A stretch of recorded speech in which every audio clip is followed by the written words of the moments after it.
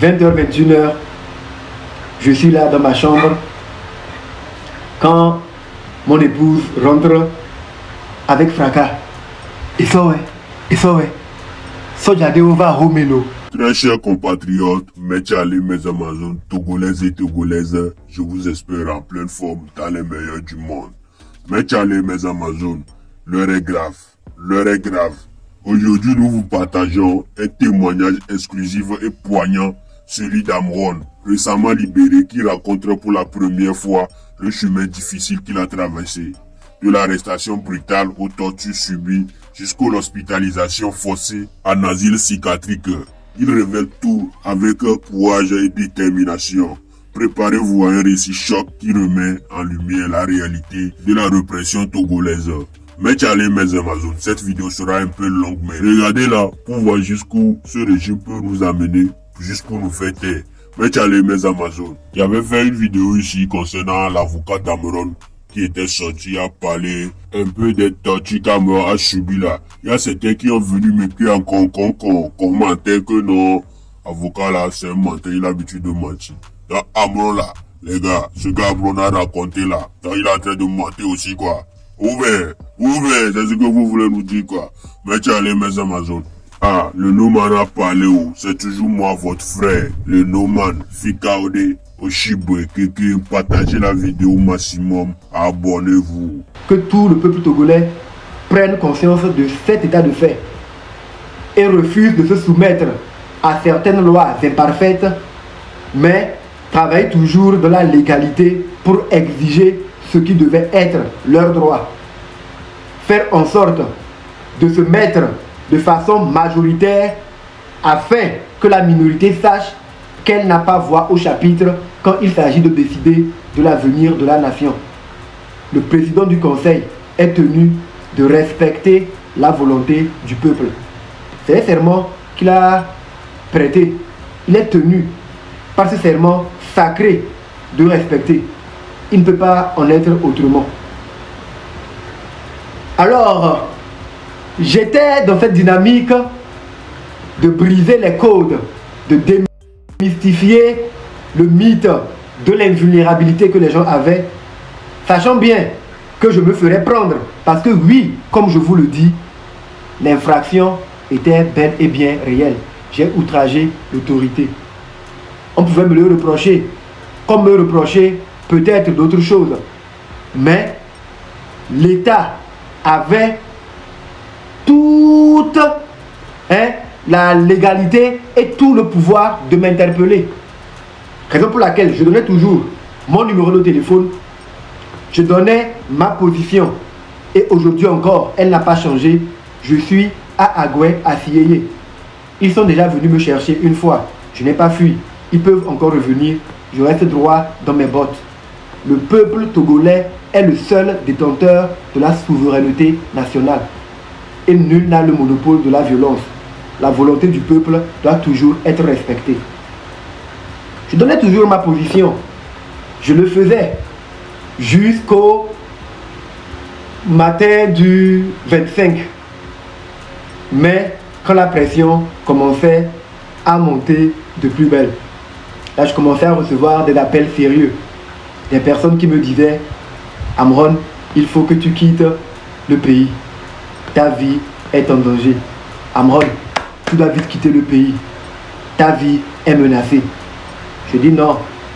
Si je fuis le pays, si je quitte, c'est que je suis un gros lâche. Tout ce que j'ai eu à faire jusque-là, c'est inutile. Ma maman à plusieurs reprises était venue me voir pour me dire: il faut que j'arrête ce que je suis en train de faire là. Je me mets en danger. Les personnes m'appelaient pour me dire: mais qu'est-ce que tu penses que tu es en train de faire? Tu veux te sacrifier pour un peuple qui ne te le rendra jamais. Quand tu te feras prendre, sois sûr d'une chose: aucune mouche ne va voler. Aucun Togolais ne va se mobiliser pour toi. Tu n'es personne. Les Kbacha Nyasingbe ont été arrêtés. Des généraux ont été arrêtés. Des personnes qui ont fait moins que toi ont été arrêtées. Et ces personnes croupissent en prison depuis un moment. Et toi, avec les travers dans lesquels tu as été, tu penses qu'on va te prendre, quelqu'un aura le courage de se battre pour toi? J'ai dit à ma maman. Et je pense que c'est l'une des choses qui l'a galvanisé quand j'ai été interpellé. Je lui ai dit, maman, je suis venu à travers toi. Je suis venu à travers toi et le monsieur qui est mon père. Je suis venu à travers vous. Mais je ne vous appartiens pas. Les enfants viennent à travers les parents, mais ne leur appartiennent pas. C'est ma vie. C'est ma décision. Si je décide de mourir pour mon pays, je veux l'assumer pleinement. Qu'on vienne me prendre. Je suis prêt pour cela. Qu'importe ce qui arrivera, je suis prêt. Je suis prêt à mourir pour que mon pays soit libéré. Le lundi matin, j'ai une tante qui m'appelle. Elle me dit, mon fils, l'heure est grave. Pense réellement à quitter le pays Togo. Hier, je tiens à donner ce détail-là pour que les gens comprennent mon intervention sur France 24. Je ne suis pas là pour vous dire ce que vous avez envie d'entendre. Je suis là pour dire la vérité et la défendre jusqu'au bout, au prix de ma vie. C'est très important que vous le sachiez. Et je serai toujours droit dans mes bottes et je défendrai toujours la vérité. Je ne suis pas là pour habiller X ou Y parce que oui, c'est ce que les gens veulent, donc je profite. Non, je ne suis pas là pour ça. Je suis là pour vous dire la vérité. Et ce que je vous dis jusque-là, c'est ça la vérité. Ma tante m'appelle le lundi matin, le matin du 26. Et elle me dit, Amron, il faut que tu penses à quitter le pays. Parce qu'il y a des officiers du village de ton père qui ont fait une réunion et qui ont décidé de te faire arrêter pour te faire interner dans un asile de fous. Pour te faire des injections et après, ils vont te laisser dans la nature comme si tu as perdu la tête. Ce que tu fais, c'est une mission divine. Tu es en train de faire bouger les lignes. Peut-être que toi-même, tu n'es pas conscient des énergies que tu es en train d'élever, ni de l'impact que tu es en train d'avoir sur le brave peuple togolais. Mais si tu te fais prendre, c'est dommage. Tout cela va s'arrêter. Tu peux continuer en étant à l'extérieur. J'ai dit non. Moi, j'attends qu'on vienne me prendre. Parce que s'il faut que les choses se déclenchent, c'est en me prenant. C'est en mourant en tant que martyr que les choses peuvent se déclencher. Qu'ils viennent me prendre pour me faire passer pour un fou, il n'y a pas de problème. Je suis prêt à répondre de cela. À 15 h, bien avant cela, déjà la matinée là, après avoir accroché avec ma tante, j'ai fait un post sur ma page Facebook. Ce post, il est encore là. Si vous allez sur ma page Facebook, le matin du 26, je l'ai dit, que dans les arcanes et dans les officines, il se prépare un coup. Les gens sont en train de projeter, de m'arrêter pour me faire interner pour cas de folie et de démence. N'est-ce pas fou? Et j'ai mis des emojis de rire. Ce post est encore là sur ma page. C'est le matin du 26. Donc, j'étais déjà conscient que des officiers du village de mon père voulaient me faire prendre pour me faire passer pour un fou. Parce que non, on ne peut pas m'emmener en prison pour que je sois un prisonnier politique. Parce que lors du jugement, on va se poser la question de savoir pourquoi le monsieur a été arrêté. On dirait parce qu'il a insulté le président de la République. C'est à cause des injures qu'on pouvait m'arrêter, parce qu'il y a eu outrage à l'autorité. Mais pourquoi a-t-il outragé? Pourquoi a-t-il insulté l'autorité? Ah, parce qu'il dit qu'il y a des gens qui détournent l'argent du pays et qu'on n'arrête pas ces personnes-là. Et là, ça va sonner vraiment bizarre. J'avais réussi par mes interventions à faire en sorte que les jeunes Kabyais commencent aussi par délier la langue, par constater l'état de leur village, de leur quartier, de leur région, de leur canton. Ils ont commencé à parler, à revendiquer, à intervenir dans mes lives. Ils disent, il faut tuer ça. Le seul moyen de faire en sorte que d'autres ne puissent pas, par sa suite, continuer, il faut lui faire passer pour quelqu'un qui est dérangé, quelqu'un qui n'est pas normal. Ce jeune doit forcément avoir des diables un individu normal, sans armée, sans richesse, sans compte en banque, sans grande connaissance, ne peut pas oser être sur le territoire togolais et défier l'autorité suprême comme il est en train de le faire. Il est forcément fou. Ou c'est le seul moyen de casser et de briser son mythe. J'ai dit je ne bouge pas. Vers 16h, 17h, il y a un pasteur qui s'est mis à m'appeler. Et s'il est en ligne, qu'il reçoive mes salutations. Mais je n'ai pas voulu l'écouter parce que je savais que j'étais sur la voie de ma destinée. Et je ne pouvais pas agir autrement que de me laisser prendre. Ce pasteur m'a appelé. Il me dit, il faut que je pense à quitter le territoire national. Ce que je fais, c'est une mission divine. Je vais me faire prendre dans les heures qui arriveront, de penser à fuir le pays. Je lui ai dit, monsieur, vous êtes un mauvais pasteur. Parce que si vous aviez la foi en Dieu, vous ne devez pas me demander à moi de fuir, sachant très bien que ce que je suis en train de faire, c'est une mission divine. Vous êtes un faux pasteur. Ou, du moins, vous êtes un pasteur de la minorité qui voulait me faire quitter le territoire afin que tout ce que j'ai eu à faire jusque-là puisse passer pour perte et profit. Oui, voilà, il est insulté, mais là, il a fui le pays, c'est un lâche. Moi, je reste sur le territoire. Je ne vais nulle part. Qu'on vienne me prendre. Je connais les infractions que j'ai eu à commettre. J'ai insulté le chef de l'État. Pourquoi? Le monde entier le saura et les gens jugeraient. C'était une façon à moi de le terrasser, définitivement, devant Dieu, devant les hommes et devant l'humanité. 18h, le pasteur rappelle avec insistance. Je le bloque. Il me recontacte avec un autre numéro. Je le bloque. Il m'écrit sur WhatsApp. Je lui laisse un message virulent. Je le traite d'acolyte du diable et je le bloque.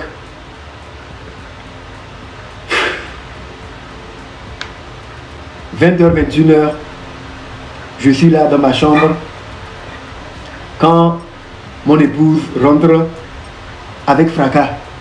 Et ça ouais. So j'allais on va Romelo. J'ai dit, ah, faut pas t'inquiéter. Ils sont venus pour moi, je les attendais depuis. Je me suis levé, je suis sorti. Je suis allé à leur rencontre. Il y avait déjà 6 à 7 soldats qui étaient là. J'ignorais qu'il y avait beaucoup d'autres dehors et tout. Et quand je suis sorti de chez moi, ici sur la véranda, je dis, ah, vous êtes venus pour moi? Ils disent oui. Ils n'avaient pas de mandat. Ils étaient venus à des heures qui n'étaient pas catholiques. Moi, j'avais pensé que parce que j'étais en infraction, il aurait eu une convocation à laquelle je répondrais et ensuite je serais déféré devant le procureur et tout. Mais ils sont venus à cette heure-là. Mais bon, je me suis levé, je m'attendais à cela. Vous êtes venus pour moi? Ils disent oui. Je dis ok, permettez-moi de me changer et on y va. Je retourne dans la chambre, je vois qu'il y a 2 personnes qui me suivent en même temps. Je dis oh, les gars, je veux juste me changer. Laissez-moi mettre dans mon intimité. Que non, nous sommes tous nous garçons, change-toi. Ils ont peut-être pensé que je rentrais pour prendre des armes ou un gris-gris, ou que j'allais peut-être passer par la fenêtre où il y avait une autre sortie, je ne sais pas. Mais toujours est-il qu'ils m'ont suivi dans ma chambre. J'ai enlevé le short que j'avais porté, j'ai remis un pantalon, j'ai mis une chemise, j'avais mon dernier fils qui était couché. Je l'ai réveillé et je l'ai pris dans mes bras. J'ai dit, laisse l'enfant. Je dis non, je veux lui dire au revoir avant de partir. Je lui ai dit, Padala Moroa, je pars, je ne sais pas quand est-ce que je reviendrai. Mais fais tout pour être sage. Il se peut que tu ne me vois plus jamais. Mais souviens-toi de moi. Pensez à tout ce que j'ai eu à vous dire. Et je l'ai recouché. Je me suis levé. Je les ai suivis. Je sors. Je vois qu'il y a beaucoup d'autres militaires armés. Oh, je dis mais tout ça pour moi. Mais j'étais zen et serein. En avançant, nous avons loué quelque part. Ma villa est la dernière. Il y a celle de mes parents.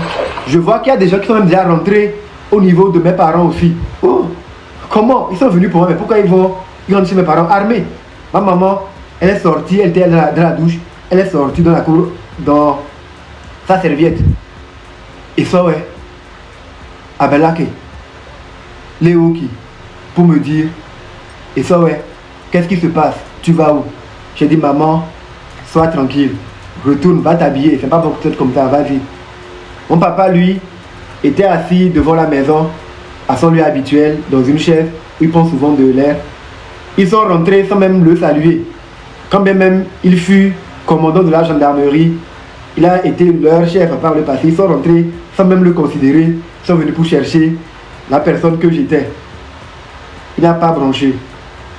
Il avait 10 mots. Arrivé à son niveau, je n'étais pas menotté ni rien.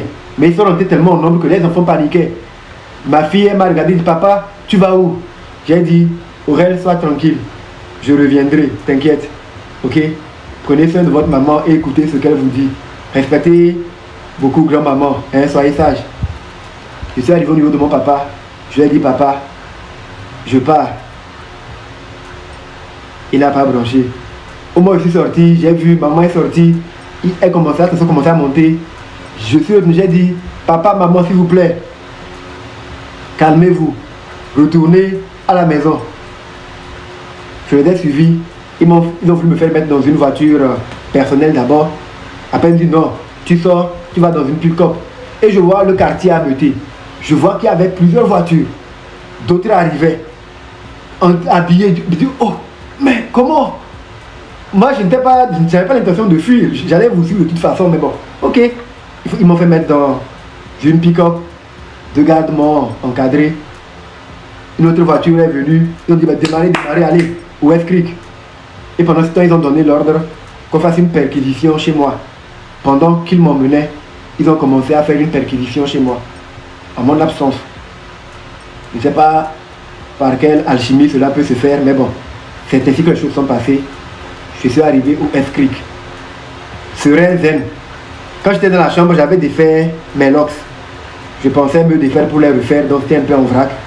Donc quand on est arrivé, j'étais resté serein, assis. Des soldats rentraient, ils me voyaient. Amron, ça va et tout. Je dis oui, ça va. Sereinement. Je n'ai pas été violent. Je ne paniquais pas. J'étais zen. Parce que je savais que ce que j'avais fait méritait que je sois interpellé. Dans ma tête, finalement, ouf, ce ne sont pas les oncles ou les officiers du village de mon père qui sont intervenus. Je vais aller devant le procureur, donc voilà, je vais aller en prison. C'est le moindre mal. Après, qu'est-ce que j'allais devenir, je ne savais pas. Mais j'avais déjà accepté cela. On me fait attendre près de 5-10 minutes. Après, il faut qu'on prenne mes références, mon nom, mon numéro de téléphone, mon âge, mon adresse. Et j'ai demandé au soldat qui était là, je peux avoir une attache pour serrer mes cheveux parce que c'est en vrac. Il me regarde bizarrement. Il regarde mes cheveux. Et il prend l'attache, il met sur son bras. Du genre, bon, je ne sais pas s'il a pensé qu'il y a quelque chose lié à mes cheveux, une préparation, donc je vais faire quelque chose pour disparaître ou comment, oh, je ne sais pas. Toujours est-il qu'il a refusé de me donner la tâche. J'ai compris, ça m'a fait un peu sourire. Après, il m'a demandé de me lever, de me mettre sur les côtés pour qu'on me prenne en photo. J'ai respecté. Ils m'ont pris de face, sur les côtés. Ils m'ont fait rentrer dans une salle pour me faire attendre. Et quelques temps après, il y a un officier qui est venu. Il m'a demandé, suis-nous. Je me suis levé pour le suivre. D'autres m'encadraient. Nous sommes montés à l'étage West Creek et nous sommes allés dans le bureau. Quand nous montons l'escalier dans le bureau, on prend le couloir de droite. Le dernier bureau à droite, c'est le bureau du commandant Mbale. Il est l'adjoint au colonel Pitassa, celui qui dirige le West Creek. Donc nous rentrons dans son bureau. On me fait asseoir. Il y a 2 éléments qui m'entourent. Le commandant Mbale, lui-même, il va se mettre en face. Je le dis pour l'histoire. Je raconte tous ces détails-là et je cite les noms pour l'histoire. Pour l'histoire. Nous sommes dans un état de droit. Nous sommes dans un état de droit. Et nul n'est censé être au-dessus des lois. Quelque temps après, le colonel Pitassa est venu. C'est lui qui dirige le West Creek. Il n'y avait pas de tension. Il n'y avait pas d'animosité. Tout était cool et zen. Le colonel me demande si je le reconnais. J'ai dit oui, son visage me parle parce que je le voyais quand on était à la gendarmerie. Mais je ne reconnais pas trop son nom. Il me dit ok.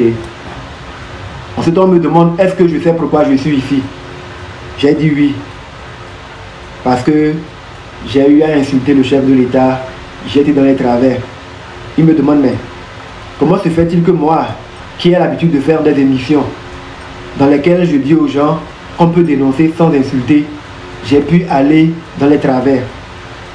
J'ai eu à expliquer de façon grosso modo tout ce que je vous ai dit en entame de ce live sur ce pourquoi je m'appuyais pour défendre le président jusqu'à la statue de Madame Yakadé et tout. J'ai raconté ça et j'ai précisé qu'à un moment donné de ma carrière, j'ai pris du recul et la distance avec tout ce qui est parti politique, tout ce qui est religion. Parce que à cause de mes aspirations personnelles, je voulais être directement connecté à la divinité suprême. Je ne croyais plus en les religions et je ne croyais plus en les partis politiques. Et en tant qu'artiste, j'avais pris sur moi d'être la voix des sans-voix. J'ai commencé à dénoncer ce qui n'allait pas dans la société parce que pour moi, c'était un moyen d'informer ou d'édifier ceux qui sont au perché et qui ne sont pas forcément au courant de tout ce qui se passe afin que ces derniers puissent réparer les anomalies, puissent les corriger pour faire en sorte que les gens ne parlent plus. Mais cette attitude a fait qu'on m'a écarté de toutes les scènes. J'ai fait toutes les démarches pour expliquer que ce n'est pas parce que je ne suis pas dans vos partis politiques que je suis contre vous. Ce n'est pas parce que je dénonce ce qui ne va pas bien dans la société que je suis un opposant pour autant. De sorte que vous me fermiez toutes les portes, que moi, qui ai renoncé aux sciences politiques, à ma carrière politique, à une vie politique pour me consacrer exclusivement à la musique, vous m'empêchiez d'exercer mon métier en tant qu'artiste. Donc, comme c'est parce que je ne suis pas affilié à votre parti, je ne suis pas un serpent rampant comme vous, et que je ne fais pas la propagande de celui que vous considérez comme étant l'autorité, votre Dieu, j'ai décidé de le ramener au simple rang de suiveur pour que vous sachiez que voilà, nous sommes tous des hommes après tout. Et le fait qu'on respecte une personne ne fait pas d'elle un être supérieur. C'est Dieu qui a le monopole sur notre vie. Après avoir tout dit, le commandant Mbalé et le colonel Pitassa, le colonel Pitassa a joué une vidéo dans laquelle je disais je viens m'excuser auprès du chef de l'État. J'avais eu à dire qu'il était incompétent, mais je m'excuse, le mot est faible. Il est très incompétent. J'avais eu à dire qu'il était nul, mais je m'excuse, le mot est faible. Il est très nul et consort. Il me dit, mais qu'est-ce qui m'a pris de parler comme ça? J'ai dit non. Quand j'ai commencé la dénonciation et je parlais, normalement ils étaient censés m'interpeller depuis, mais ils ne le faisaient pas. Donc moi j'étais obligé d'aller dans les extrêmes, d'aller dans les travers, d'aller au-delà, de pousser le bouchon très loin pour que je sois interpellé, pour que mes actions puissent porter des fruits. Le commandant Mbalé a tiré le livre du code pénal qu'il a placé devant lui et il m'a demandé, donc je sais ce que je risque. Je lui ai dit bien sûr, je sais que j'irai en prison avec ce que j'ai fait et je suis prêt pour cela. Mais en même temps, ce que j'ai fait c'était un couteau à double tranchant. Je me suis dit soit on me présenterait devant le président du conseil pour qu'il me demande mais pourquoi je me comporte ainsi, et je lui dirai le pourquoi je me suis comporté ainsi, les anomalies qu'il y avait dans le pays sans qu'il ne réagisse, comment nous on a passé le temps à le défendre, qu'il est différent de la minorité, et la honte que nous avons quand nous voyons qu'il ne punit pas les gens. Soit j'irai en prison, mais dans un cas comme dans l'autre, moi je suis prêt à subir mon sort. Il m'a dit ah, donc je sais très bien que je vais aller en prison, je connais le code pénal, je sais ce que je risque. J'ai répondu au commandant Mbalé, oui, je sais ce que je risque. Il me dit ok. Le colonel Pitassa s'est levé, il est sorti. Avant que le commandant Mbalé ne sorte, il m'a dit, comme moi-même, j'ai pris sur moi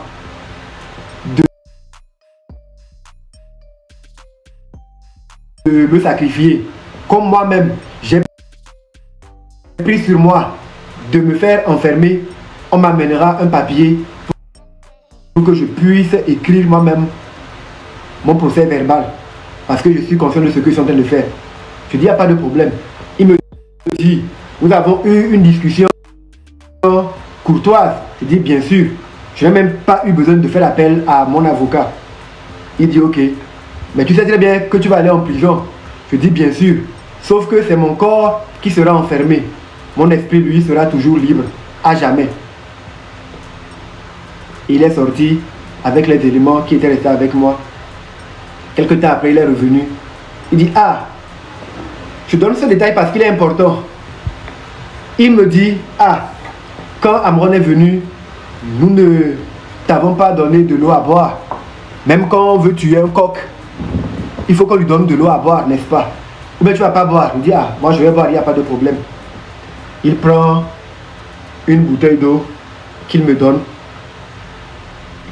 Et devant lui, le coq que je suis, j'ai ouvert et j'ai bu. Il restait la moitié, je le tenais. Ils m'ont dit de sortir et d'attendre dans la salle en face. On m'amènera quelque temps après un papier pour que je puisse écrire mon PV. Je me suis levé, je suis parti attendre dans la salle. Au bout de 10 minutes, il y a 2 éléments qui sont revenus. Et ils me disent, suis-nous.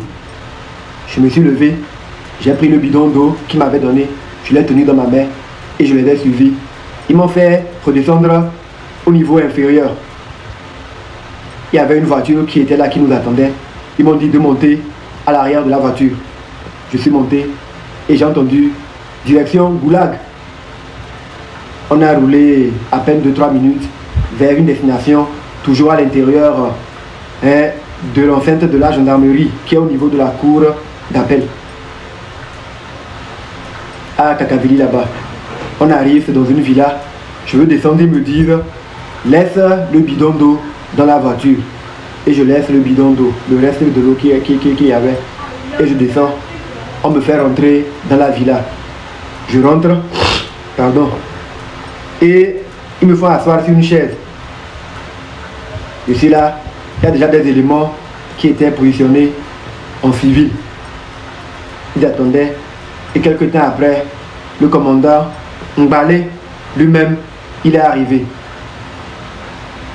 Le ton et la mine étaient différentes de la courtoisie qu'il avait eue quand on s'était vu dans son bureau. Il m'avait demandé dans son bureau, si on t'avait adressé une convocation, est-ce que tu serais venu? Je lui ai dit, mais bien sûr. C'est la raison pour laquelle à chaque fois dans mes lives, je donnais ma position et je donnais mon numéro de téléphone. Parce que je sais que quand un individu dans un état de droit est déviant, la suite logique c'est qu'il puisse répondre de ses actions. Et j'étais prêt à répondre de mes actions. Mais en même temps, en répondant de mes actions, je voulais que Mme Yakade aussi soit interpellée. Parce que j'ai répondu à son appel. C'est elle qui a fait des dénonciations, qui a fait des révélations qui m'ont révolté. Et en même temps, il fallait aussi que les gens qui ont publié les rapports de la Cour des comptes, de l'IGE, de l'ITE, soient aussi interpellés.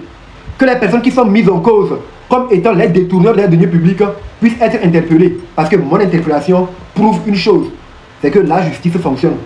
Le Togo est un état de droit et quiconque viole la loi répond de ses actes. C'est ce que je lui ai dit dans le bureau avant qu'on me fasse sortir et qu'on m'emmène maintenant dans la villa.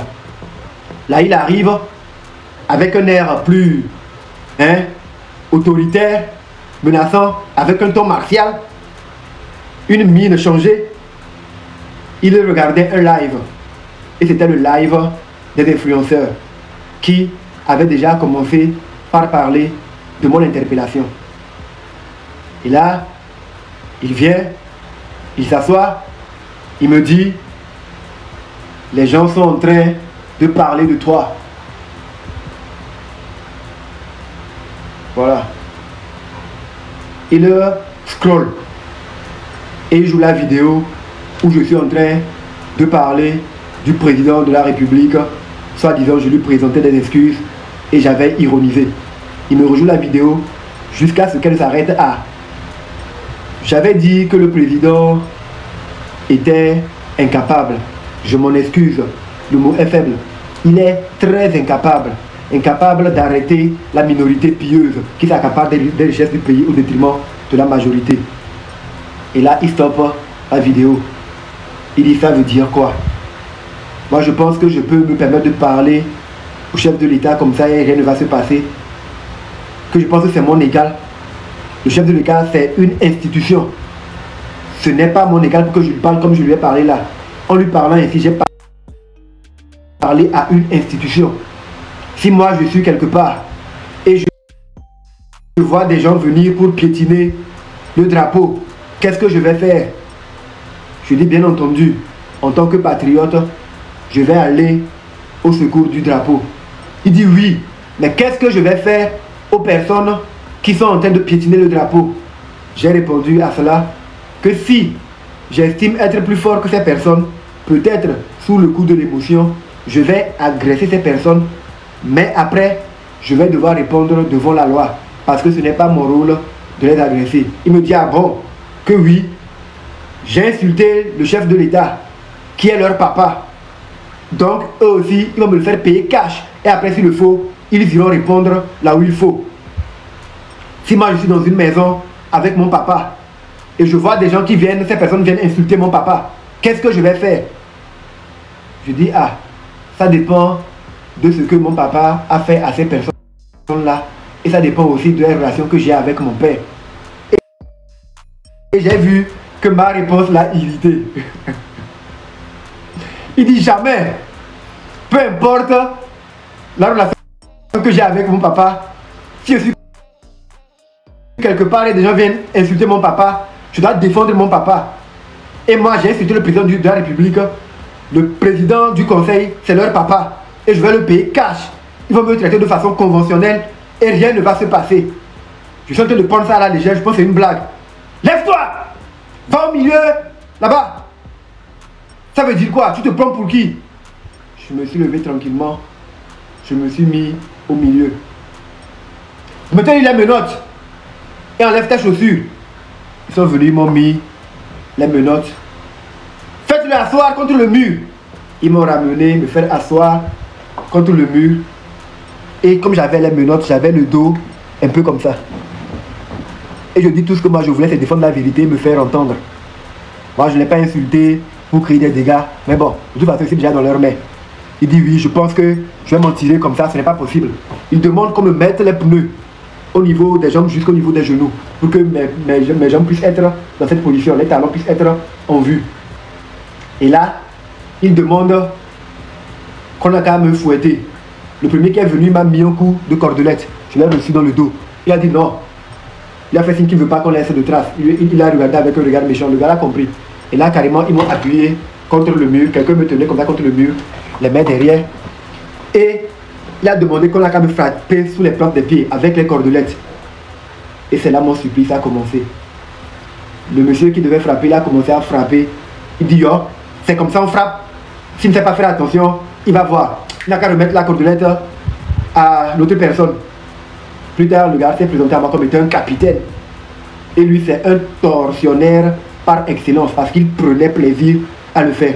C'est lui qui s'est chargé de mon pied gauche. Et c'est celui-là qui a le plus de séquelles aujourd'hui. Ils m'ont frappé. En me frappant, ils m'humiliaient. Ils m'humiliaient. Je raconte tout. C'est le président qui m'empêche de chanter. Qu'est-ce que je chante même et puis je dis on m'empêche de chanter. Lui ne me connaît pas. Hein? Et je pense que quand on va me prendre, le public ne me connaît, le public ne me connaît même pas. Je pense que les gens vont réagir pour moi. Je pense que les gens vont réagir pour moi. Je le pense que si le public m'a vomi, c'est pas la peine de venir m'en prendre à des gens. Et je parle de Madame Yakade qui a sur sa tribune. Est-ce que ça me regarde? Est-ce que ce cas est dans la tribune, ça me regarde? Je dis non que moi je voulais défendre l'intérêt de tout le monde. J'ai même parlé d'eux, des militaires. Que est-ce qu'ils m'ont envoyé? Ils sont venus se prendre chez moi. Ça veut dire quoi? Et l'autre dit oui. On dit de chanter, moi je fais l'intellectuel que je chante. Au lieu de mettre les fesses et les femmes dans mes chansons comme Connie Gangsta, moi je viens, je chante en français et je dérange les gens. Le public aime ça. De mettre les fesses et les femmes dans mes chansons, je vais voir. De m'adapter à ce qui marche maintenant. J'ai dit que non. Moi j'ai des enfants, j'ai des filles. Je ne peux pas chanter certaines chansons parce que quel conseil je vais donner à mes enfants? Mais ça les étonnait qu'ils me parlent, ils me torturent et je réponds. On dit mais on parle, tu parles? Je dis mais Il me pose des questions, je dois bien répondre. Mais quand je réponds, on me frappe, je crie. Aïe, aïe, j'ai mal. Le pied s'est enflé. Je dis, mais ça me fait mal. Les nerfs des pieds ont commencé à éclater, se faisaient voir. Mais j'avais toujours la discussion avec eux. Un temps après, il y a le commandant qui prend un coup de fil, il recule. Il dit, mon colonel, oui, nous sommes en train, il part. Après, il revient. Il dit, bon, ils n'ont qu'à arrêter. Il dit, voilà. Que je dis que j'avais voulu soit deux choses. Soit être enfermé, soit être présenté devant le président du conseil. Si tout à l'heure, là, on me met devant le président du conseil, qu'est-ce que je vais lui dire? Je vais lui dire que, en temps normal, je n'étais pas censé l'insulter et c'est malgré moi que je l'ai fait. Mais si j'ai eu à le faire, c'est parce que la situation a été à un niveau où c'était déplorable pour moi. Ce n'est pas normal ce qui se passe dans le pays, que les gens puissent dénoncer autant de choses et qu'ils gardent le silence. Que moi je vais lui dire la vérité de ce que je pense. Il me dit, moi je me prends pour qui? Lui, un commandant, n'a pas l'occasion de voir souvent le président. Et moi, un simple artiste, je pense que je peux aller le rencontrer. Ça veut dire quoi? Je tiens à préciser un petit détail. Quand ils m'ont fait asseoir, avant de me faire aller au milieu de la cour, ils m'ont menotté, ils m'ont fait asseoir, j'ai commencé à avoir le vertige. Je me sentais plus bien, j'avais des palpitations et automatiquement je lui ai dit, j'ai l'impression que je vais perdre connaissance, je crois que je vais mourir. L'eau que vous m'aviez fait boire est en train d'avoir l'effet sur moi. Après m'avoir torturé et quand ils ont arrêté, il m'a posé la question par rapport au chef de l'État. Il me repose une question. Ils me disent plutôt ceci. Que oui, tout à l'heure, tu as eu à dire que oui, l'eau qu'on t'a fait boire, elle a fait que tu voulais mourir et tout. Faut pas penser que nous on peut t'empoisonner. Tu es trop petit pour que nous on puisse penser à t'empoisonner. Tu as compris? Tu es trop petit. Et quand la sueur que je coulais, ça pesait un peu, il me dit, quand tu vises un individu avec une arme chargée et tu tires sur elle, tu la rates. Si la personne a une arme, qu'est-ce qu'elle va te faire? J'ai encore essayé de relativiser. Je dis, ça dépend du cœur de la personne. Il dit non, non, non, non, non. Si la personne tire sur toi dans l'intention de t'abattre et elle te rate, et toi tu as une arme chargée, qu'est-ce que tu vas faire? Je dis, ça dépend aussi de mon cœur ou du degré de mon courage. Il dit non, c'est faux. En retour, tu vas tirer pour abattre la personne. Donc, tu as visé le président du conseil, tu as tiré sur lui et tu l'as raté. Mais sache que nous, on ne t'a pas raté. Et c'est là il a précisé cette phrase d'une extrême gravité. Et pour qu'une personne puisse avoir le courage de te dire cette phrase, c'est soit elle est sûre que tu ne pourras plus jamais parler, soit elle est sûre qu'elle t'a déjà tué. Il me dit, ce que j'aimerais que tu fasses, si tu sors d'ici, si jamais tu t'en sors, allume ta caméra et dis au monde entier ce qu'on t'a fait ici. Qu'est-ce qu'on t'a fait? Comme je savais que c'était une menace à peine voilée, j'ai joué la diplomatie et j'ai dit, vous m'avez redressé. Et là, eux tous, ils ont ri. Mais non, le commandant Mbale me dit, non, nous ne t'avons pas redressé. Je vais te passer le mot. Nous t'avons torturé. Donc ce que je veux que tu fasses, quand tu sortiras d'ici, si jamais tu t'en sors, c'est que tu allumes ta caméra et que tu dises au monde entier, dans les émissions que tu fais là, dans les lives que tu fais là, que tu dises au monde entier que nous t'avons torturé. Et après l'avoir dit, je veux que tu commences par dormir avec un œil ouvert. Et partout où tu seras, surveille tes arrières. Parce que nous allons revenir te prendre, te ramener ici et te faire pire. Rien ne va se passer. Tu as compris? J'ai fait l'idiot. J'ai dit non, et si moi j'ai pas envie de le dire. Il regarde son collègue. Il dit mais, c'est un lieutenant. Il dit mais, est-ce qu'il comprend le français que je suis en train de lui parler? Je dis, Je veux que tu le dises et que tu gardes un œil ouvert et que tu surveilles tes arrières. Parce que nous allons te prendre, nous allons venir. Et comme tu dis, le président est très nul là. Nous allons te le faire très très mal. Nous allons encore augmenter le niveau. Et rien ne va se passer. Je dis non, moi je n'ai pas envie de le dire. Mais comme vous insistez, je ne sais pas s'il va falloir que je le fasse. Et si je ne le fais pas, il se regarde encore. Est-ce que le gars là, il comprend ce que nous sommes en train de dire? Lève-toi. Il a reçu ensuite un deuxième coup de fil. Il s'est écarté, il est revenu. Il dit marche sur tes pieds. Je ne connais pas le nom des autres, mais c'était après 6 ou 7 au total, plus le commandant y compris. Donc vu que je le nomme lui, je le cite nommément, le commandant Mbale, et que nous avons entamé une procédure judiciaire contre ces personnes, quand il sera interpellé ou il sera approché par les avocats, il pourra nommer les autres. Si moi je les revois, je peux les reconnaître. Je n'ai pas oublié leur visage. Non. Ils m'ont marqué dans la chair et dans l'âme. Ils ont exigé que je puisse marcher sur mes pieds enflés. J'avais du mal, mais ils ont exigé que je fasse le tour de la cour en se moquant de moi. Je me suis mis à marcher difficilement. J'ai voulu tenir le mur. Ils ont dit niet de marcher sans tenir le mur. J'ai exécuté. J'ai marché sans tenir le mur.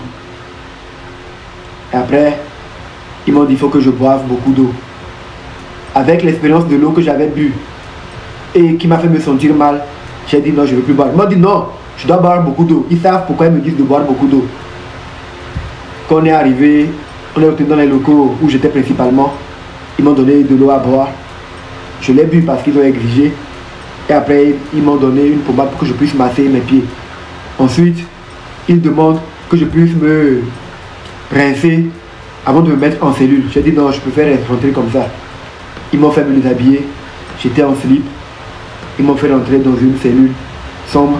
Et j'ai dormi avec près de 6 personnes inconnues là-bas, à même le sol, jusqu'au petit matin.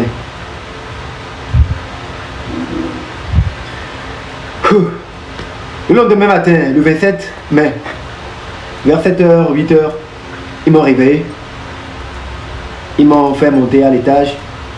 Dans la salle, ils m'avaient fait attendre en face du bureau du commandant. Ils me demandent, je veux boire de la bouillie, je veux boire du café. J'avais plus confiance parce que mes droits avaient été violés. En me présentant le code pénal et en me demandant est-ce que je sais ce qui m'attendait, nulle part dans le code pénal il est dit que quand on interpelle une personne qui reconnaît ses fautes, elle doit être torturée. Je n'avais pas volé, je n'avais pas tué une personne, je n'avais agressé personne physiquement. On pouvait me reprocher qu'une seule chose, d'avoir insulté le chef de l'État, parce que dans mon désarroi, je trouvais qu'il était inadmissible qu'il puisse laisser les voleurs de la République, ceux-là même qui détournaient l'argent des routes. Et ces routes sont en mauvais état, les gens font des accidents, ils meurent sur ces routes-là, en liberté. Ceux-là même qui détournent l'argent des hôpitaux, l'argent qui doit servir à construire des hôpitaux. Et les gens vont mourir dans les hôpitaux. Et ces personnes sont en liberté. Ils m'ont pris, ils m'ont torturé. Là, je n'étais plus d'accord. Ils me disent qu'ils vont me faire boire du café. Je dis non. Si jamais je m'en sors, tout veut dire que je suis déjà mort. Donc je ne veux pas de café.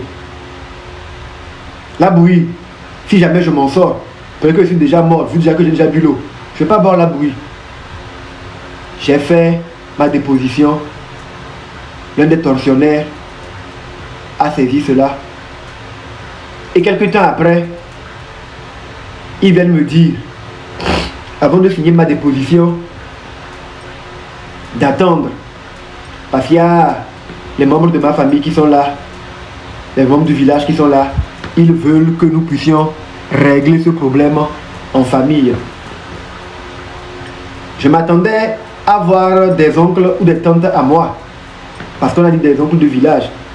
Parce que une semaine auparavant, j'avais reçu, une semaine avant mon interpellation, j'avais reçu la visite des oncles à moi qui étaient venus pour essayer de me convoquer chez eux pour me faire des reproches par rapport à mon comportement. Ils estimaient que, oui, il fallait qu'on fasse peut-être des cérémonies pour que je puisse revenir en moi. J'ai dit non, les oncles, avec tout le respect que je vous dois, je ne répondrai pas à votre appel. Ce que je fais dépasse le cadre de ma personne et dépasse le cadre de la famille. Je le fais pour le Togo. Je le fais pour que les injustices s'arrêtent. Les gens ont estimé que moi, seulement après 15 ans, de façon même chevauchée de carrière, ils ont estimé que j'ai déjà fait mon temps. Ils veulent me mettre à l'écart des scènes, m'empêcher de faire ma carrière parce que je dénonce les faits. Or, ces personnes-là, quand je fais les calculs, elles ont fait plus de 15 ans, plus de 20 ans. Donc, elles aussi, elles ont fait leur temps. Nous tous, nous devons libérer le plancher pour permettre à d'autres personnes de s'essayer. Les oncles l'avaient un peu mal pris. Ils sont partis. Donc, quand le lendemain de ma torture, on me dit, il y a des gens du village qui sont venus pour connaître le problème en famille. Je m'attendais à aller voir des gens de mon village, des oncles. Je me lève, encore escorté. On me fait entrer dans une salle et je vois 4 personnes, parmi lesquelles je ne reconnais qu'une seule, parce qu'elle avait été un collègue de mon papa. Et au village, nos maisons sont voisines, quoi. C'était le colonel Roseau. Il est de Pia Lao comme nous. Et dès que je le vois, je comprends que les 3 autres personnes qui sont avec lui sont aussi du même village que nous. Et automatiquement, je pense à ma tante qui m'a appelé pour me dire qu'il y a des officiers de mon père qui ont projeté de me faire arrêter et de me faire interner pour cas de folie, pour me détruire à cause de mes revendications. Et là je tique. Le colonel Pitassa me demande est-ce que je les reconnais, et j'indique que je ne reconnais que le colonel Roseau et les autres je ne les connais pas. Et le colonel Roseau me dit ah tu me reconnais? Je dis bien sûr papa, je vous reconnais. On est voisins à Pia. Votre maison n'est pas loin de chez nous. Et quand on était enfant, vos enfants venaient chez nous, on venait aussi chez vous. Il dit ah donc tu connais mes femmes? Je dis non, je connais la première, la maman de ta fille et de ton fils. Il me dit ok. Pourquoi je boite? Je lui fais comprendre que j'ai été torturé hier. Il me dit ah bon, ok. Il me demande est-ce que j'ai fait les cérémonies? Est-ce que je suis lié à la tradition et tout? Je dis non, moi je ne connais rien de la tradition. Je vais à quelle église? Je dis moi je n'ai pas de religion, je n'ai pas de parti politique ni rien. Il me dit ah bon. Et parfois les chansons de chez nous que je chante, je donne les noms célèbres là. C'est quoi je compte et je les chante. Je dis ah ce sont les chansons traditionnelles de chez nous.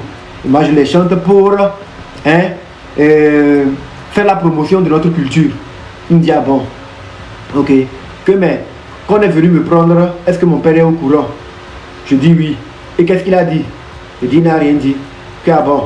Et depuis hier à aujourd'hui, il n'a pas cherché à venir me voir. Je dis non, il n'a pas cherché à venir me voir. Il me dit ah bon, c'est curieux ça. Est-ce que mon oncle, le frère de mon père, je suis en contact avec lui? Je dis bon, ça fait longtemps, je suis en contact avec lui. Sauf que quand j'ai commencé à faire mes interventions, il m'a appelé pour me dire non, d'arrêter d'insulter le président. Il dit ah bon, donc on m'a prévenu. Je dis oui. Mais pourquoi j'ai continué? Tout le narratif que j'ai eu à faire la veille, je les ai exposé tout cela. Il dit ben non, mais pourquoi je ne suis pas venu les voir pour leur en parler? Je dis non. Du moment où on m'a dit que c'est parce que je ne suis pas dans le parti au pouvoir, je ne fais pas les courbettes au parti au pouvoir, qu'on me ferme les scènes. J'ai fait la démarche d'aller voir le secrétaire exécutif du parti pour lui dire que je suis aussi un frère kabylien comme eux. Ce n'est pas parce que je ne suis pas membre de leur parti que je suis forcément contre eux. Et ma manière à moi d'aider le parti et le président à bien faire son travail, c'est de prendre dans l'opinion l'avis de la majorité, les dénonciations et les ramener sur la place publique. Comme cela, ils pourront travailler là-dessus pour que les gens ne puissent plus parler. Il me dit non, que ça c'est le parti ça. Normalement, je devais venir les voir eux. Nous sommes du même village et tout. Et mon papa, pourquoi on l'appelle depuis, il ne décroche pas? Il y a même une somme qu'on doit le donner, on l'appelle de venir, mais il ne décroche pas. J'ai dit non, mon papa, il n'est pas très bien portant. Ça fait qu'il ne prend pas les appels quand on l'appelle. Et souvent, c'est moi-même qui l'aide pour certaines choses et tout. Il me dit, ah bon? Il dit oui. Du coup, il y a un parmi eux qui me dit, non, tout ce que moi je suis en train de faire aujourd'hui, je m'en prends au chef de l'État et tout, alors que je suis un cabier et tout, c'est la faute à mon père. C'est mon père qui avait commencé cela et aujourd'hui moi aussi je suis en train de le faire et je mets même mes enfants dans la rébellion est en train de s'agrandir. Et là je dis waouh, non, mon papa ne m'a encouragé en rien et c'est moi qui ai pris sur moi de faire ce que j'ai fait par rapport à tout ce que j'ai vécu et par rapport à tout ce que je vous ai raconté. Il me dit non, que lui sait de quoi il est en train de parler. Et il joue une vidéo où je dis au président du conseil que voilà, il achète tout. Il n'est pas aimé. Il est vomi par les populations. Même son amour, il l'achète. Les gens qui viennent le voir, qui l'applaudissent là, ils le font seulement parce qu'il est en train de les payer. Il les paie, c'est pour ça. Sinon, s'il ne paie personne, personne ne peut sortir l'acclamer parce que personne ne l'aime avec ce qu'il est en train de faire comme comportement. Il me dit voilà. Et c'est un cabier qui est en train de parler comme ça. Je veux contaminer les autres pour qu'ils passent pareil. Et c'est déjà parti à l'international. Ça veut dire quoi? Et d'un coup, il y a une troisième personne parmi elle qui dit que les gars, le petit frère il a parlé, mais moi je vois qu'il ne raisonne pas bien. Il n'est pas normal, il n'est pas dans son état normal. Donc nous devons l'aider à guérir. Nous devons l'aider à guérir. Je dis oh. Je me sens bien. Il dit non, non, non, non, non. Que je ne me sens pas bien. Eux, c'est leur rôle de m'aider à guérir. Donc, ils vont prendre des précautions pour qu'on m'aide à revenir en moi, à guérir. Et après, on va m'envoyer au village pour faire les cérémonies. Je dis non, moi, je ne fais pas les types de cérémonies. Hein. Je ne suis pas mêlé à toutes les traditions. Même Evala, je n'ai jamais fait Evala. Que non, non, non, non, non, c'est à eux de décider. Donc, on va m'aider à guérir. Je dis, mais comment ça? Ils se lèvent, ils partent. Ils se lèvent, ils partent. On devait me chercher, on me ramène pour aller signer ma déposition. Et là, je dis à l'officier qui est en train de faire ma déposition que non, moi je vais appeler un avocat. Ma place n'est pas dans un asile parce que hier j'ai été prévenu par ma tante qu'il y a des officiers du village de mon père qui veulent me faire interner pour cas de folie. Et aujourd'hui, on me dit il y a des gens qui sont venus pour qu'on puisse régler le problème en famille. Je rentre, je vois des officiers du village de mon père et l'un parmi eux conclut que je ne suis pas bien, donc on doit m'aider à guérir. Je cite le nom du colonel Roseau parce que je l'ai cité aussi auprès de mes avocats. Quand on va l'interpeller, quand on va s'approcher de lui pour lui demander, il pourra citer le nom des 3 autres personnes qui l'accompagnaient. Il pourra nommer celui qui a dit que ce que je suis en train de faire, c'est mon père qui l'avait commencé. Nommer celui qui a dit que le petit frère n'est pas normal et que nous devons l'aider à guérir. Je ne sais pas quelle étude il a eu à faire pour être en mesure de diagnostiquer la folie ou un cas de dérangement chez les patients. Donc je dis à l'officier que non, moi je ne veux pas qu'on m'envoie dans un asile psychiatrique. Je veux qu'on m'envoie chez le procureur parce que pour mon infraction, c'est en prison je dois aller. Ils veulent me détruire, moi et ma carrière et mon image, s'ils me font passer pour un fou. Parce qu'après, quand je sortirai, même si je me permets de faire des dénonciations, l'opinion générale dira « Oh, c'est un fou qui est en train de parler, ne l'écoutez pas, ne le prenez pas au sérieux. » Il a été déjà interné pour folie. Comme on va en prison, je sortirai en tant que prisonnier politique. Le monsieur me dit « Ce n'est pas encore le moment de parler d'avocats, de les suivre. Et le moment viendra, si vous prenez des avocats, je les prendrai. S'il vous plaît, tapotez et partagez le live, s'il vous plaît. Tapotez au maximum. Le live est attaqué. Permettez-moi de boire un peu l'eau de coco.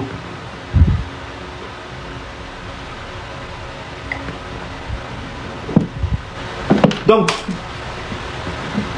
il avait déjà tapé mon PV. Mais quand je suis revenu, il m'a reposé une dernière question.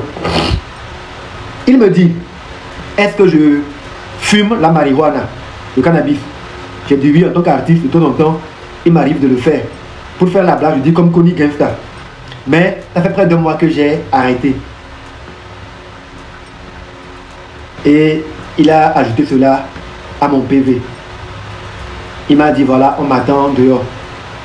Je me suis levé et je suis sorti il y avait 2 soldats qui m'attendaient, armés. Ils m'ont fait descendre et là, ils m'ont mis les menottes par derrière. Ils ont serré très fort les menottes. Jusque là, je garde encore les stigmates et je ne sens pas les 3 doigts là. Parce que les nerfs ont été compressés. J'avais du mal à marcher, le pied était enflé. Ils m'ont fait descendre. Il y avait une voiture de 15 places qui nous attendait. Ils m'ont mis une cagoule.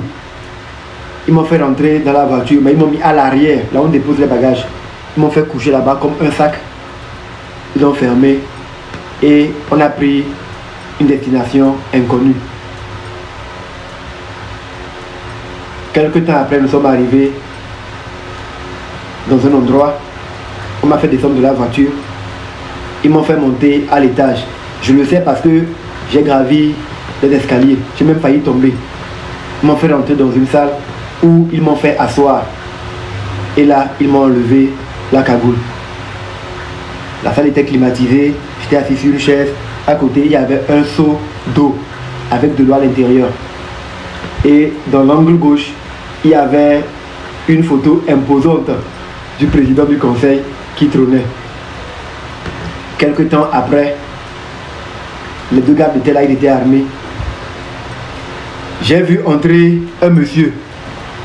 Je l'ai reconnu net parce qu'il avait l'habitude d'être toujours derrière le président quand le président voyageait. Donc j'ai dit que c'est son aide de camp. Mais après investigation, j'ai vu qu'aujourd'hui, il est le chef corps de la sécurité présidentielle. Le chef corps de la garde présidentielle, le colonel Aoui. C'est lui qui est venu à visage découvert, il ne s'est pas caché. Il m'a posé une question. Monsieur, ça va? J'ai dit la vie est belle. Il me dit ok. Vous voulez boire quelque chose? De l'eau? Un cocktail? J'ai dit de l'eau.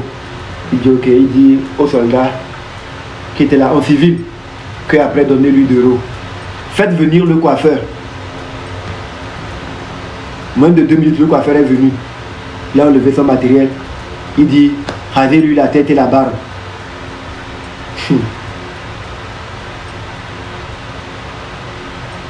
Sans mon autorisation.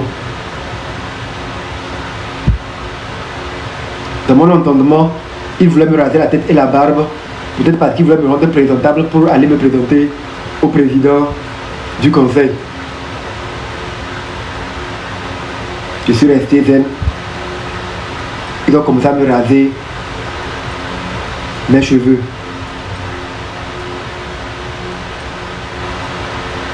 Pendant ce temps, ils me prenaient en photo.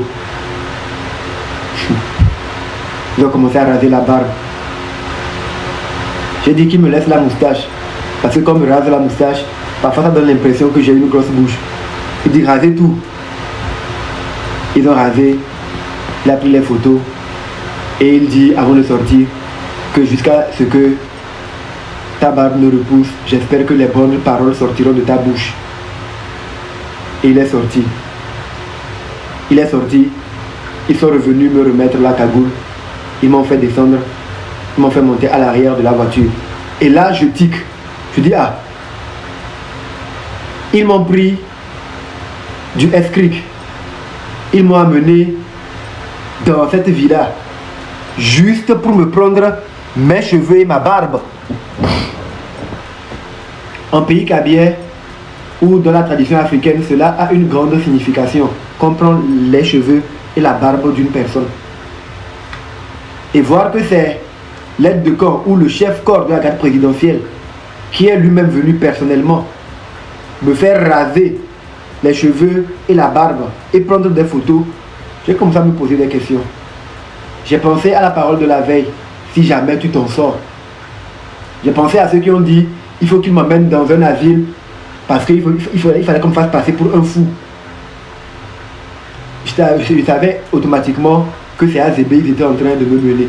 Mais si on devait m'amener à Azébé, dans l'asile des fous, normalement c'est là-bas qu'on devait me coiffer. C'est Azébé, on devait me coiffer après avoir remarqué mon état. Donc j'estime, et c'est pourquoi j'ai nommé le colonel Aoui, J'en ai parlé à mes avocats qui se sont constitués et nous allons porter plainte, nous allons les poursuivre. Ils vont me rendre mes cheveux et ma barbe parce que cela a une connotation spirituelle. C'est pourquoi à l'entame de mon live, je vous ai dit que je suis vivant devant vous aujourd'hui, mais je ne sais pas si c'est un mort vivant qui parle ou c'est un vivant. Parce que je ne sais pas si mes cheveux, ils sont partis les mettre avec ma barbe dans un cercueil, dans un tombeau, sous un fétiche, je ne saurais le dire. À des fins de rituel, je ne saurais le dire. Mais ce qui est sûr, ils m'ont pris du S-Creek pour m'envoyer à cet endroit cagoulé où monsieur le colonel Aoui s'est présenté pour ordonner qu'on me rase les cheveux et la barbe. À quelle fin? Ils auront à répondre de cela et me rendre cela. Là où ils m'ont enterré, ils vont aller me déterrer. Là où ils m'ont enterré, ils vont aller me déterrer. Si c'est sous un fétiche, ils ont déposé ça en pays cabier, ils vont aller régler ça. Mes tantes sont déjà en train aussi de se constituer pour réclamer cela. Parce que bon, visiblement, je ne peux pas compter sur mes oncles. Donc moi je peux compter sur mes tantes. Et elles vont réclamer cela. Donc qu'ils soient prévenus par avance.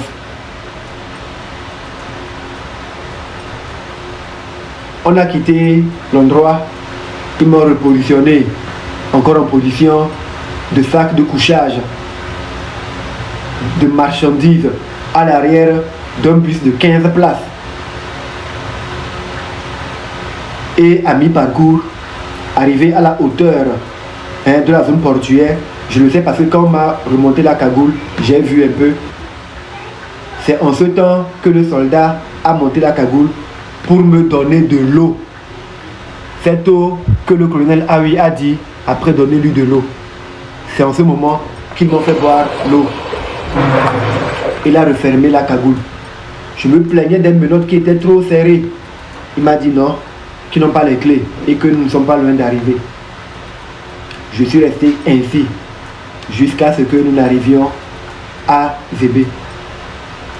Arrivé là, ils ont retrouvé les clés. Ils m'ont enlevé les menottes. Ils ont enlevé la cagoule.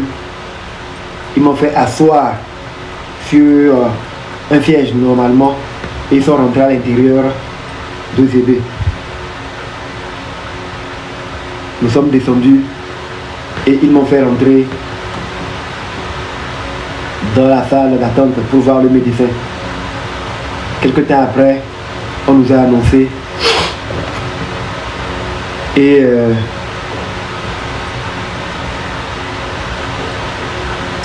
je suis rentré. J'ai vu le médecin qui était là et les deux gardes qui m'ont amené étaient à mes côtés, toujours armés. Mais arrivé là-bas, ils ont levé les chargeurs de leur arme et tout, ils ont déposé. Et le professeur nous demande que puis-je faire pour vous. Et un des gardes lui demande s'il n'a pas reçu l'appel du colonel. Il dit oui, mais il veut m'entendre. Et l'un des gardes dit il va sortir pour faire un appel. Il sort et l'autre reste. Et je me mets à narrer l'histoire. Je me mets à dire oui, j'étais en train de défendre même les militaires, les médecins, les enseignants que j'exigeais avec la fortune et les ressources du pays qu'on triple le salaire, qu'on double, qu'on triple le salaire des médecins, qu'on double, qu'on triple le salaire des militaires, qu'on double, qu'on triple le salaire des enseignants, que c'est bien possible, qu'on arrête les personnes qui détournent les ressources du pays. Et le militaire qui était à ma droite était gêné, il s'est levé pour sortir. Parce que quelque part, il savait que je les défendais. Il est sorti. J'ai parlé avec le professeur, je lui ai narré tout ce que j'ai eu à lui raconter. Et après, il me dit de sortir, l'attendre dehors. Il était avec deux de ses assistants. Je sors l'attendre. Au bout de 5 minutes, il me fait revenir. Et il me dit, voilà, j'ai parlé. Il m'a bel et bien entendu. Il y a de la cohérence dans ce que je dis. Je suis lucide, j'ai tout dit de A à Z. de façon impeccable. J'ai soutenu un argumentaire. C'est propre. Sauf que, il m'a posé certaines questions. Est-ce que je dors? Est-ce que je fume le cannabis? Est-ce que je me retrouve souvent dans une situation d'angoisse et tout? Est-ce que je suis souvent triste? Est-ce que j'ai des idées suicidaires? J'ai répondu à toutes ces questions. Est-ce que je fume du cannabis? Oui, mais ça fait un moment que j'ai arrêté. Est-ce que j'ai des idées suicidaires? Je dis jamais j'ai pensé à me suicider parce que mes principes spirituels ne me demandent pas de le faire. Il dit mais pourquoi je dis que je suis déjà mort et tout? Je dis oui, ça veut que c'est que je... Aïe. Mais Charlie, mes Amazones, vous avez écouté, non? C'est pas encore l'avocat qui était sorti parler. Là, c'était là, commenter, dit que non, que vous avez aussi là, ça là, c'est des l'IA, ou bien c'est pas vraiment là-bas, c'est l'IA. Ou bien, mais Charlie, mes Amazones, pour ceux qui le pensent là, c'est pas de l'IA. C'est notre leader Amron qui a parlé là-bas en chair et en os. Mais Charlie, mes Amazones, le témoignage d'Amron là est un appel à la vigilance et à la solidarité. Hey, il montre la brutalité du système et la force nécessaire pour résister. En écoutant ces paroles-là, rappelons-nous pourquoi la lutte continue et pourquoi il faut se tenir unis face à l'oppression. Laisse ton avis en commentaire, partage cette vidéo et restons mobilisés pour un Togo libre. Mais Charlie, mes Amazones, les partages au maximum. Il y a beaucoup, ceux qui n'ont pas Dieu là, pour qu'il faut écouter ce que notre leader Amron a dit. Mais Charlie, mes Amazones, abonnez-vous pour la suite parce que là, c'est pas encore fini. C'est une partie là que j'ai de vous monter, vous allez et puis on va sortir la seconde partie que vous allez voir clair dedans. Ou bien, mes Charlie, mes Amazones, c'est toujours votre frère le Nouman, Fikaode, Oshibwe, abonnez-vous. Hey, semaine a déjà vu Vinto. Fikaode, Oshibwe, le Nouman, vous savez. Likez, abonnez-vous et activez la cloche.